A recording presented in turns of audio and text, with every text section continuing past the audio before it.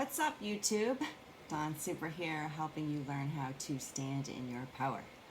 Today I'm talking about 3 mental tricks to help you hold on to your personal power and not give away your energy.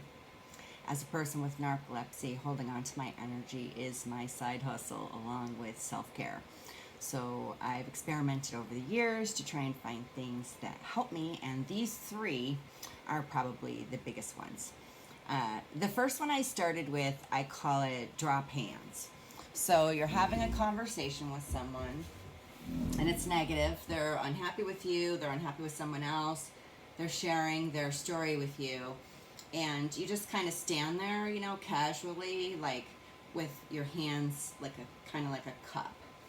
And you imagine as they're talking all the words of their story collecting in your hands, like water from faucet. And you pick out the nuts and bolts of what is important for you to have proper empathy, advise your friend, just be there for them. Essentially figure out, what are they sharing with me, why are they sharing it, and how can I help, right? So you take the important bits out of your hands and put them in your brain, and then the rest of it, you drop it on the floor in front of you. And you don't think about the icky, sticky parts of their story. So they may be mad, and you're able to look at the nuts and bolts and understand why they're mad, to say that they're mad is justified, but you don't get mad yourself. That's the part of being a human being that takes your energy.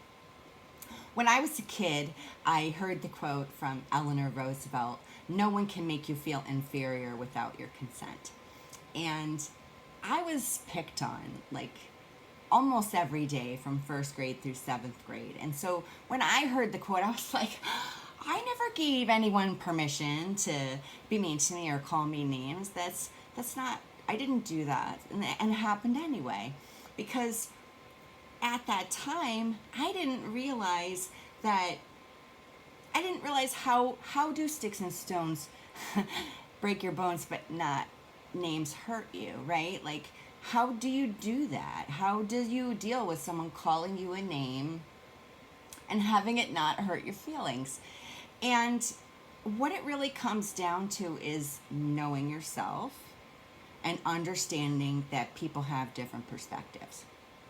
I was talking with one of my coaching clients and I asked, "What is this?" And they said, "A cup." And I said, "Yeah, that's a cup. Why is it a cup?" Because some point in the past, someone said it was a cup and everybody else went, "Oh yeah, that's a cup, we'll call it a cup." But if I call this a vessel instead of a cup, I'm not wrong. I just have a different perspective on this thing. And that's how relationships work. You can meet 10 different people, and all 10 of them can have a different perception of you. So it's super important that you know who you are so that you don't take on the opinions of other people. One person says you're nice, one person says you're a jerk. Who do you believe? Right? Like, why do they get to say who you are? If someone comes to you and tells you that you're purple, that's an easy thing to disagree with. But if someone comes to you and tells you you're lazy, you start second guessing yourself. Am I lazy? Why do they think that? And you feel bad. And when you feel bad, what you're doing is you're giving away your energy. It makes you more tired. You end up with headaches or stomach aches. You feel bad about yourself. The thoughts just can sometimes run away with you, and before you know it, you're depressed. And you don't even know why or how it happened. The second technique that I do, I call it the Matrix, Neo in the Matrix. So someone's coming to you with their drama, with their unhappiness, their displeasure with you, whatever, and you just kind of stand here like this.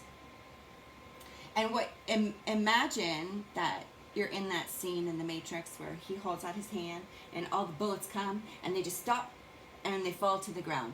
And that's what you're doing. You're stopping people's opinions, displeasure, anger, whatever it is, you're stopping it at your hands, and you're going to leave all that emotion on the outside of your hands, and you're just going to look at the reality of what's going on. Is there validity to what they're saying? Do you need to do something about this? Is this something that you even care about? Because if you don't care, just, yeah, okay, all right, and leave it right there. And then just, oh, you know what? I gotta go do the thing. I'll talk to you later. And you just excuse yourself. Because this is where you live, in here. This is your energy field. This is how you think and how you feel and how you're walking through the world. And it's so important that you know who you are, so when other people come and try to tell you who you are, you know they're just seeing you as a cup instead of a vessel. It's all just a perception issue. And that is how you revoke consent for people making you feel inferior. The last tip for holding on to your energy is to stop drama bonding with people. There's a term in domestic violence called trauma bonding, where people can unite over trauma, and it's usually not a healthy relationship. And on a much wider scale, a lot of us, myself in the past included, were drama bonders, right? Gossip is social currency. It's how we get people to like us, to be our friend. We go, oh yeah, oh, did you hear about so-and-so? And you're drama bonding. You're sharing something that the other person doesn't have, like a form of currency. And what you don't realize is that drama bonding, whether you're complaining with a coworker about traffic and how bad the traffic was, or you're complaining to your girlfriend about your partner in your relationship, or you're complaining to your mother about your boss, whatever it is, when the people start sharing stories, oh yeah, oh I remember this one time, I blah blah, and you just start drama bonding. And it's really easy to get caught up in it. Like, often I'm in it and I'm like, oh gosh, I didn't even realize I was doing it, but I was. So I will try to notice and then back up out of it, change the subject. Let's talk about something good. Let's talk about something fun. Yes, this thing happened and it's over, and let's move forward from that. And when you're a drama bonder, because I used to be a drama bonder, people seem like they dig you when you're drama bonding with them, but you never hear from them outside of that. They're not seeking you out unless they have something they want to complain about. So it's so much better to have joy bonding with people, to talk about the good things going on in your life and their life, and how you doing, and what's good, and what good movies have you seen, and to keep the conversation moving on positive things becomes this little bank of you dropping in joyful stuff on a regular basis, and then before you know it, you feel better than you did. You don't feel as heavy, you don't feel as tired, you don't have that sour in your stomach, and you can smile and you can laugh. I know happiness seems super unattainable to so many people. Like, for real, like, happiness seems impossible to a lot of people. So if you're one of those people, I want to encourage you to stop thinking about trying to find happiness and just start focusing on being happy sometimes. Make those little decisions to look for the thing that makes you happy, to talk about the thing that makes you happy, to watch television that makes you happy, listen to music that makes you happy, and give yourself your best chance to find happiness. Because if you're drama bonding with everyone and you're focusing on what's wrong in your life, happiness isn't going to be attainable to you. It's not. Happy matters. It's an important component in happiness. All right, I'm going to wrap this up here.